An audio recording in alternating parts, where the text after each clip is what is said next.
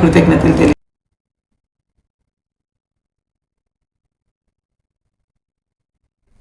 బాపట్ల పురపాలక సంఘ కౌన్సిల్ సమావేశ మందిరంలో మాస్టర్ ప్లాన్ పై అవగాహన, సలహాలు, అభ్యంతరాల స్వీకరణ కార్యక్రమం మున్సిపల్ కమిషనర్ జి రఘునాథరెడ్డి అధ్యక్షత నిర్వహించారు. ముఖ్య అతిథిగా బాపట్ల శాసనసభ్యులు వెగిసిన నరేంద్రవర్మరాజు పాల్గొన్నారు.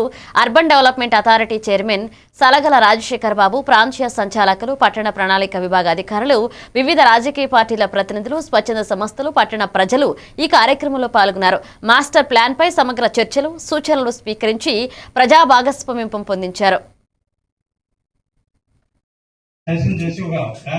పట్టణం డెవలప్మెంట్ అయ్యే కొద్దీ మన రూల్స్ ఏ విధంగా ఉంటాయి, ఆ రూల్స్ ప్రకారం మనకు మాస్టర్ ప్లాన్ అనేది ఒక ప్రైవేట్ ఏజెన్సీకి ఇవ్వడం జరిగింది.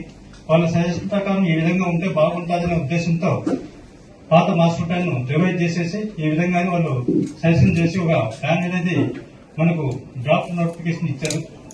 దాంట్లో మన పట్టణంలో ఉండే ప్రతి ఒక్కరికి పాత మాస్టర్ ప్లాన్ ఎలా ఉంది, కొత్త మాస్టర్ ప్లాన్ లో ఏ రోడ్లు 60 ఫీట్ పెట్టారు, 100 ఫీట్ పెట్టారు, 40 ఫీట్ పెట్టారు, ఇంతకు ముందు మాస్టర్ ప్లాన్ లో ఉన్నవేవి లేనివేవి, చేయాలనుకున్నా ఏం చేయాలనుకున్నా ఒక ప్రణాళికాబద్ధంగా మనం వెళ్తాం. జస్ట్ ఒక వస్తువు కొనుక్కోవాలి, ఇంటి దగ్గర నుంచి బయలుదేరి ఒక వస్తువు కొనుక్కోవాలనుకుంటే కూడా మనం ఈ రూట్ లో వెళ్ళాలి, ఇలాగెళ్తే షార్టర్ డిస్టెన్స్ అవుతుంది, లేదా ఇలాగెళ్తే సేఫ్ గా వెళతాము, ఇలాగెళ్తే సునాయాసంగా వెళతామన్న ఉద్దేశం. ఇలాగైతే ఒక ప్లాన్ మేనర్ లో ఏ పని చేయాలనుకున్నా ఒక ప్లాన్ గా మనం వెళ్తాము. అదే రకంగా మనం ఒక ఇల్లు కట్టుకోవాలనుకున్నా కూడా ఒక ప్లాన్ తీసుకునే కట్టుకుంటాం. ఎందుకంటే ప్లాన్ తీసుకుని కట్టుకుంటే దానికి సైంటిఫిక్ రీజన్స్ చాలా నెంబర్ ఆఫ్ ఉంటాయి కాబట్టి. సో అలా ఏదైతే మనం చేసే ప్రతి పని ఒక ఇల్లు కట్టుకోవాలనుకున్నా, మనం పని చేసుకున్న ప్రణాళికబద్ధంగా ఎదగలుగుతామో, మన టౌన్ డెవలప్మెంట్ చేసుకోవాలన్నా కూడా ఒక ప్లాన్ మేనర్ లో వెళ్తాం మనం. ఆ ప్లానే master plan. So master plan అంటే ఏంటంటే ఇప్పుడు ఎందుకంటే 2011లో ఉన్న మాస్టర్ ప్లాన్ ఏ విధంగా ఉంది, పట్టణం డెవలప్మెంట్ అయ్యే కొద్దీ మన రూల్స్ ఏ విధంగా ఉంటాయి, ఆ రూల్స్ ప్రకారం మనకు మాస్టర్ ప్లాన్ అనేది ఒక ప్రైవేట్ ఏజెన్సీకి ఇవ్వడం జరిగింది.